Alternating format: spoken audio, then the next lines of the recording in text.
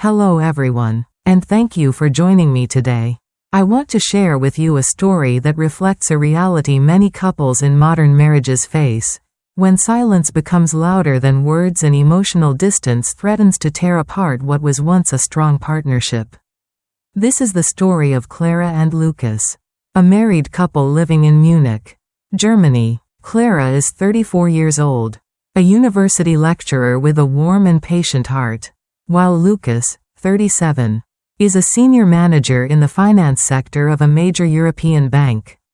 They've been married for 8 years and are parents to a bright 6-year-old boy. On the surface, their life looked like a success story, a beautiful home, stable careers, a loving family, but behind closed doors, things were quietly unraveling. 2 years ago, Lukas received a major promotion that promised not only financial security but also recognition for his years of dedication to his work. However, the promotion came with long hours, frequent business trips, and immense pressure to deliver results. As the demands of his career grew, Lukas became emotionally and physically absent from his family life. Clara, who had always been his closest confidant and partner, suddenly found herself managing parenting duties alone, feeling more like a single mother than a wife. She missed her husband, not the provider or the man in a suit making deals in boardrooms, but the friend and companion who used to laugh with her over late-night dinners and hold her hand during quiet walks by the river. Clara tried to reach out to Lukas many times. She would sit with him in the evenings, gently expressing that while financial stability was important, what she truly needed was his emotional presence, his partnership, his willingness to share the weight of life's challenges. But each time, Lukas would shut down. This wasn't a simple disagreement or even a heated argument. It was stonewalling, a complete emotional withdrawal. He avoided eye contact, remained silent, and would often respond only with, "I'm too tired, let's talk later." The later never came. Nights passed with Lukas retreating into his home office, working until dawn or escaping the tension by leaving the house entirely. Clara's loneliness deepened, and the emotional chasm between them widened. The breaking point came during what was meant to be a celebration of their marriage. Clara had organized a small dinner for their wedding anniversary, hoping to rekindle the connection that once bound them so tightly. But Lukas arrived over 3 hours late, consumed by another high-stakes meeting. As Clara began to express how neglected and invisible she felt, Lukas stood up in silence, grabbed his car keys, and walked out the door without a word. Their young son, confused and frightened by the tension, tearfully asked Clara, "Does Daddy not love us anymore?" That single question pierced Clara's heart and solidified a devastating realization. The marriage she had fought to hold together was breaking beyond recognition. A few days later, while tidying the house, Clara discovered letters from Lukas's corporate lawyers warning of potential job loss if his performance didn't meet expectations. For Clara, however, this revelation didn't excuse the pain or the isolation she felt. She had been reaching out for connection for months, only to be met with a wall of silence. Feeling emotionally abandoned, Clara wrote up divorce papers and placed them squarely on the dining table for Lukas to see upon returning home. When Lukas found the papers, he was stunned. In his mind, Clara wouldn't really leave. Perhaps he believed she simply needed time to calm down. But Clara made it clear, this wasn't a bluff. She had already scheduled an appointment with a lawyer and planned to move out with their son. At that moment, their marriage was on the brink of total collapse. It was only when a professional therapist intervened that Lukas began to understand the full scope of the damage caused by his emotional withdrawal.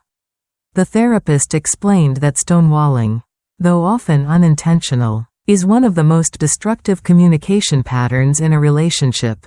For Clara, every moment of silence felt like rejection, like punishment for needing her husband's attention and affection. She wasn't just losing her partner, she was losing her voice in the marriage. And for Lukas, stonewalling was a shield. a misguided attempt to protect himself from conflict and additional stress. But what he thought was preserving peace was actually suffocating their bond. Now, let's talk about solutions. What can be done when silence has built a wall so high it feels impossible to climb? The first step in healing this marriage was acknowledgement. Lukas needed to recognize that his coping mechanism of shutting down was not neutral, it was harmful. Together with the therapist, he enrolled in emotional responsiveness training, a structured program that teaches individuals how to remain present during conflict, manage stress responses, and engage in open communication even when it feels uncomfortable.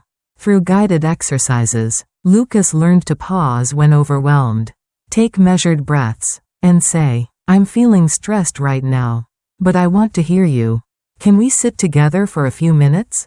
This simple shift turned moments of avoidance into opportunities for connection.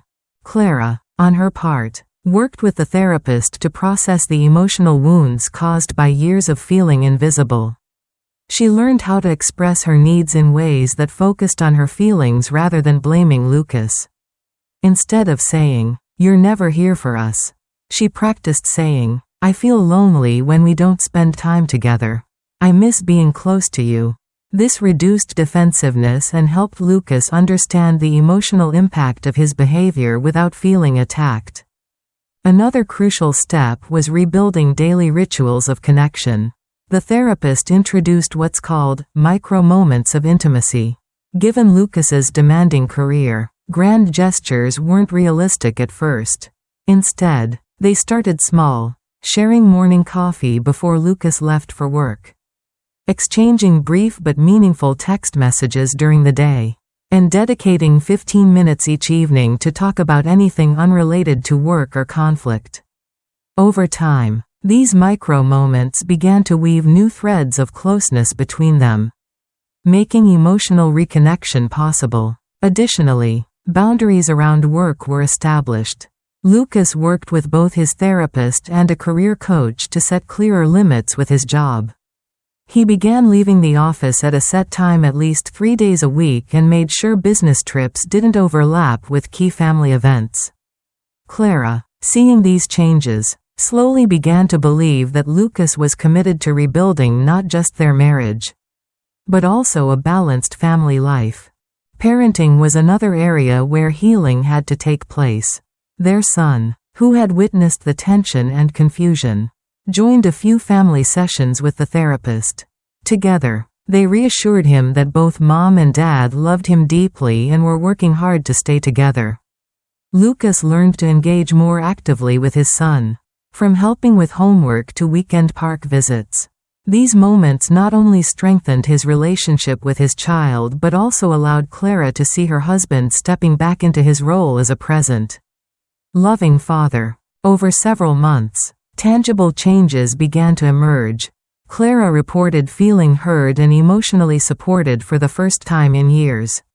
Lukas confessed that while it was difficult to unlearn his habit of stonewalling, the rewards of staying emotionally present far outweighed the temporary comfort of shutting down. Small arguments that once would have led to nights of silence now ended with resolution and reconnection. Their anniversary dinner, once a scene of heartbreak, was reimagined the following year as an evening filled with laughter, conversation, and genuine celebration of their renewed bond. As a psychologist, my final reflection on Clara and Lukas's journey is this: stonewalling doesn't just happen in marriages under stress. It often creeps in quietly when partners are overwhelmed or afraid of making things worse. But avoiding conflict doesn't save relationships, it quietly erodes them. The path back isn't through dramatic overnight transformations, it's through daily, deliberate acts of emotional openness. It's choosing to say, "I'm here, and I'm listening," even when work feels unbearable, even when you don't have the perfect words. And for the partner on the receiving end, it's remembering to voice pain as an invitation to closeness, not as a weapon of blame. Clara and Lukas's story reminds us that marriages can come dangerously close to collapse without a single fight. Sometimes silence alone can do the damage. But it also reminds us that with commitment, professional guidance, and small but consistent efforts to reconnect, even relationships on the brink can find their way back to trust, companionship, and enduring love. So, to anyone listening today who recognizes themselves in this story, know that it's not too late to tear down the wall of silence. Healing begins the moment you choose to face each other, not as adversaries, but as partners who once loved deeply and can learn to love fully again. If you found this video meaningful, please don't forget to like and subscribe to our channel. If you're facing unresolved challenges in your own marriage, we invite you to share your story in the comments below. We read every message, and we hope our words of encouragement will give you the strength to keep going. Even on the hardest days, we're here with you, and we look forward to seeing you again in the next episode.